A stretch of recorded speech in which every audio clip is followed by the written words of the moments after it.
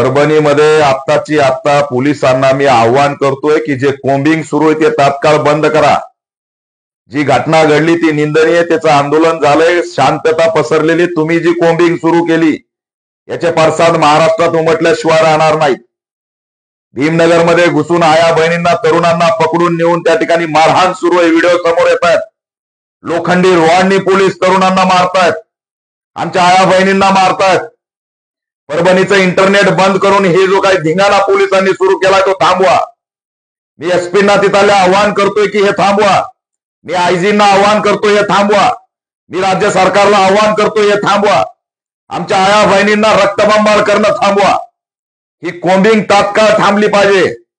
तुम्हाला कोम्बिंग करायची होती, तुम्हाला दंगल घडवायची होती, हे सगळं राज्य सरकारचं षडयंत्र आहे। आमच्या तरुणांचं आयुष्य बर्बाद करायचं होतं, त्यांना अटक करायचं होतं आणि म्हणून काही नेत्यांना भडकावून स्टेटमेंट द्यायला लावले तुम्ही। भाजप याच्या पाठीमागे। मी भाजपाला आव्हान करतोय, RSSला, आमच्या समाजाला रक्तबंबाळ करणं थांबवा। याद राखा, जर परभणीची कोम्बिंग तात्काळ थांबली नाही, भीमनगर इतर भागामधली कोम्बिंग जर थांबली नाही आणि ज्या ज्या पोलिसांनी तरुणांना आया बहिणींना मारहाण केली त्यांना जर या ठिकाणी बरतर्फ केलं नाही, कारवाई झाली नाही, तर महाराष्ट्रात पडसाद उमटल्याशिवाय राहणार नाही, हा इशारा देतोय। ही परभणीची कोम्बिंग इंटरनेट बंद करून जी सुरू झाली ती थांबवा। तरुण भयभीत झालेले, आया बहिणींचे रडताना फोन येत आहेत। या ठिकाणी दंगल भडकून आमच्या समाजाला मारहाण करायची हेच तुमचं ठरलं होतं का? याच्या पाठीशी कोण आहे? कुणाच्या इशाऱ्यावरती हे झालंय? कायम वर्ष झालं की आमचा समाज तुम्हाला टार्गेट करायला पाहिजे असतो। तुम्ही जी भीमनगर मध्ये जी कोम्बिंग चालू आहे त्याचे व्हिडिओ, धक्कादायक व्हिडिओ आहेत, आम्ही आणखी याच्यामध्ये एंट्री केलेली नाही। त्यानंतर म्हणून इशारा देतोय एसपींना, राज्य सरकारला इशारा देतोय, महागात पडेल आमच्या आया बहिणीवरती काट्या घालणं, त्यांचं डोकं फोडणं महागात पडेल।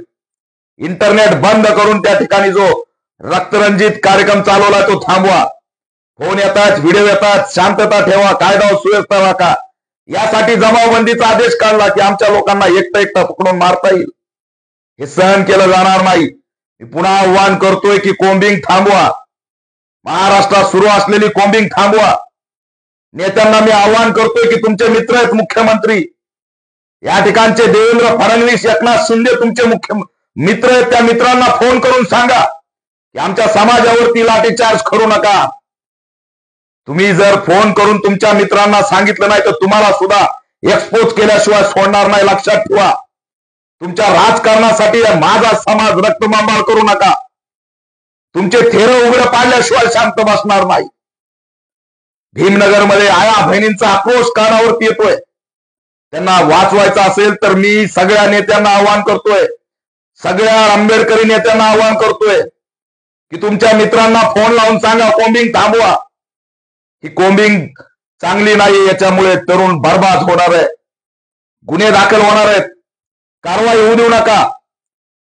भडकाऊ स्टेटमेंट नंतर ह्या घटना घडलेल्या आहेत, त्याच्यामुळे समाज बांधवाला माझ्या या ठिकाणी टार्गेट करणं पोलिसांनी तात्काळ थांबवावं।